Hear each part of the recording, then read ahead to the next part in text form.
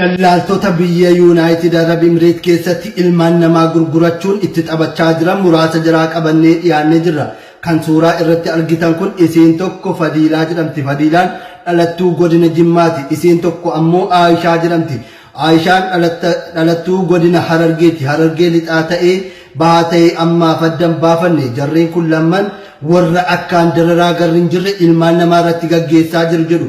Keessumattuu akkuma kana dura dubbanne Aayishaan sagaagalummaaf ijoollee hedduu dabarsitee gurguratti jedhu Fadiilaadhaan walii galanii waan kana kan hojjetan kan jedhan ijoollee waan tokko afaan hin beekne haaraa biyyarraa dhufte dabarsanii bifa kanaan ijoollee ilmaan namaatti taphachiisaa jiru jedhu.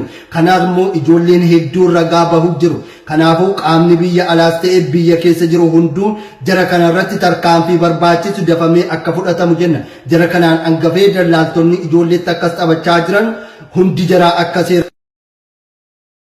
Nagaa isiniif haa baay'atu. Hordoftoota chaanaalii kootii ashamaa harka fuunee akkam jirtu nagaa keessanii ani nagaadha obboleettiin keessanii baga nagaa taatanii viidiyoo kana laayikii godhaame ijoollee baay'ee bira haa ga'u. Viidiyoo amma isinitti argisiise kana argitaniirtu miti obboloota kiyya yeroo darbe keessatti waggaa darbe keessatti viidiyoo akkanaa hojjechaan ture. Yeroo sana hordoftoota baay'eeyyuu hin qabu ture. Yeroo baay'ee nan hojjedha garuu immoo sanumas ta'ee koomentii jalatti kan naqee dhugaa kan dhoksan illee baay'ee isaaniitu jira jechaadha. Viidiyoo ammaa kana gubbaarratti waan baay'ee natti dhagahame keessa dhugaa rabbiiti waan akkanaa kun akka jiru dhibbaatti hin beeka.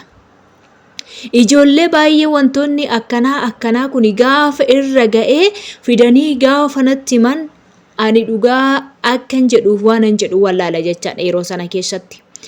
Adaraa keessanii shamarran keenya eenyumayyuu amantanii wajjiniin baatanii walii gadi hin deeminaayi yookaan immoo mana nagashaa mana naa jijjiiraa jettanii nama tokko amantee wajjin hin deeminaa jechaan ture. Mica'oo na bukkeetti argitan kana. Mica'oo kanaaf viidiyoo darbe tokko gubbaarratti viidiyoo ishii nan dhoksee akkasittan hojjedhe jechaadha. Mica'oon kunii dhalattuu biyya kootii kan taate jechaadha. Shawaa lixaa aanaa jalduu baadiyyaa isaa keessatti kan argamtu. Mica'oo tana na bukkeetti argaartu miti. Mica'oo kana viidiyoo darbe gubbaarratti rabbi yoo sadartan mica'oo tana gadi lakkisaa jedhee tanan hojjedhe. Birri 300 birri Itoophiyaa gaafatanii birri sana yoo gashitan mica'oo keessan gadi si lakkifna jedhani. Mica'oo tana Dubaay asiis Beerut gubbaarra gara Dubaayitti fuudhanii waggaa tokko kan hojjette qarshii harkaa fixanii waarrataniit mana hidhaa jirti jedhan. Manni hidhaa kun mana akkamiiti? Ijoollee achi keessa jirtu gaafan gaafadhu mee mana hidhaa keessa akkamittiin kana qixxee ta'u ji'a 7 teesse jechaadha. Mica'oon tun mana hidhaa kam keessa ji'a 7 teessi islaan ijoolleen tokko yoo qabaman kan ji'a tokko torbee 2 guyyaa 3 gidduutti iyyuu hidhamanii gara biyyaa galaniitu jira. Maal ta'e hidhamanii qarshii itti fudhatu jechaan ture bara. Birrii 300 gana dhugaa waaqayyo armeeshii nama homaan qabne dhaggeeffadhaa. Baadiyyaa keessaa ijoolleen baadiyyaa keessaa hin beektu. Biyya kamiyyuu yoo ta'e jechaadha. Baadiyyaa keessadha kan nu baaneetoo biyya Arabaa kana dhufne jechaadha. Jireenya keenya jijjiiruudhaaf kan dhufne. Mica'oon tuni arameeshii baadiyyaa keessa kan jiraattu dugda ishiitti kasala baattee ilmoon konaa dabarsiti jettee gara biyya Arabaa kana kan ergatte jechaadha. Garuu isaan immoo maal godhanii asii mucaan muluu isaan beeka garuu akkaawuntii baankii isaan haa ergaayii. Akka birrii kana inni eenyu jedhee poostiin godha jennaan akkaawuntii baankii sana naan kennine birrii bichaa liqeeffatanii hirphatanii waarrataniitu kaffalanii 300 Itoophiyaa akkaawuntii baankii isaanii irratti gashanii fi ijoolleen kun Dubaay keessa jirti. Mica'oo kana hukkaamsanii jechaadha. Waan dhugaa ta'ee waan dhugaarra dhaabate isin hojjedha yeroo baay'ee jechaadha. Ijoolleen keenya hin dhageessani kanaaf jechaadha.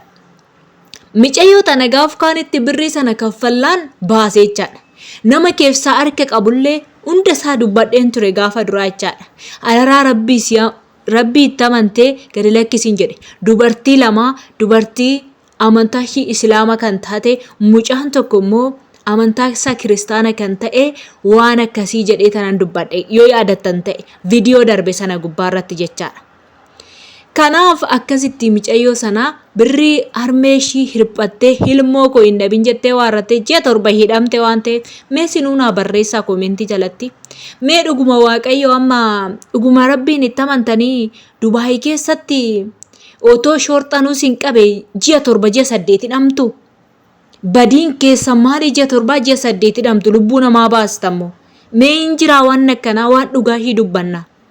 Micaa'oo kana kunoo akkaatti amma birrii sana argannaan obboleessi ofiisaati gara magaalaa deemee birrii walitti hirphatanii waan qaban gurguranii haati ilmoon koo hin dhabu hirphadhee tanan hirphattee kaffalte sin gaafata bar dhugaa haadha hiyyeessaa kun sin gaafata namni karaa jallaadhaan dafqa namaa nyaatu dhugaa rabbii hin milkaa'u abadan hin milkaa'u. Warri shamarran keenya irratti shirkii hojjetan, warri shamarran keenya irratti waan badaa dalagdan, warri gurgurattan, warri birriidhaaf garaa keessanii jettanii garaa boru gadi garaa taate biyyatti gad dabalantu tana jettanii too shamarran akka keetii dhalaa akka keetii dabarsitee bineensatti gurgurattu ati. Bineensatti gurgurachuudha bootaan taanetti dhalaa tokko dabarfachuun jechaadha. Guyyaa tokko dhugaa waaqayyo guyyaan isaa guyyaa si fuuldura jiru bara baraan ati ibidda keessaa waachuu jirta. Sababiin isaa hojii jallinaa waan hojjetteef dhugaanaa dhayyeessaa sitti bo'achaadha. Gaaf sanaati immoo argatta. Namni dararame kamiyyuu akka dararametti keessaan ba'u. Waan har'a hojjetan kana hammachuuf jirtu yaa dhaloota ijoollee Dubaayii keessa jirtan. Yeroo baay'ee nan hojjedha waa'ee isaanii. Hin qeeqxaarreen jedhina waan dhugaa irratti hundaa'een hojjedhaan viidiyoo isaanii yeroon argochaadha. Kanaaf obboloota koo ijoollee akkana gubbaarraa of eeggadha. Fakkeenyaaf Beirut gubbaarraa akkasuma Joordaan gubbaarraa ijoolleen baay'een nan darba jettu. Mucaasii micayyoo tana dabarse jecha dabarsee too ji'a 7 ukkaamsee teechise kana akka wasaappii isaatiin nan dubbise asiin garramu. Na fudhattaa hin Joordaan irraa hin jedheen eeyyani naan jedhe. Eeyyanii siin fudhadhaa biisa si hojisee tanaachi si fudhadhaa na gurgurachuufi ka ana silaa ta'uuf tadhaanan gaafadhe. Ilaa obboloota koo hundumtiyyuu bifa oolaa uffatee warratee keessi isaa yeeyyiidha siin nyaata. Shamarran keenya biyya keessaas ta'ee biyyoota garaagaraa irraa gara ijoollee dhiiratiin nan darba jettan sinii dhumate ammumarraa beekadhaa sinii dhumate waan hin taanetu sin qunnama jechaadha. Waan hin taanetu sinirra gaa bilbila irree sin harkaa fuudhu micoota irraa bilbila fuudhanii ji'a 7 shii teechisanii duutee fi jirtii hidhabanii gaaf kaatti kinoo birrii isaanii birrii 300 nyaatanii micayyoo gadi baasan jechaadha. Micoota naammoo waan gochaa ba'an hin beekamu. Tokkotti fidanii warratanii birrii isaanii irraa shakashakatu. Waan akkanaa jira yaa obboloota kiyya ani waan baay'een gurra keessaa qaba waan achi keessatti shamarran keenya gubbaarratti hojjechaa oolan jechaadha. Garuu maaltu hundasaa hin dubbadhu ani dubartii safuu beektu hundaan dubbadhu garuu irruma irraa isinitti dubbadha. Shamarran teenya isin of eeggadhaa of eeggannoo cimaa godhadhaa isiniin jedha. Waan dhaggeeffattaniif hedduu takka galatoomaa jaalala isiniif qabuufan viidiyoo kana hojjedhe viidiyoo kana laayikii sheerii godhaa akkasuma warri mana koof aaraa taatanii reefu dhuftan maamila koo ta'uu hin dagatinaa yeroo gaarii turtii gaarii baay'ee isin jaaladha.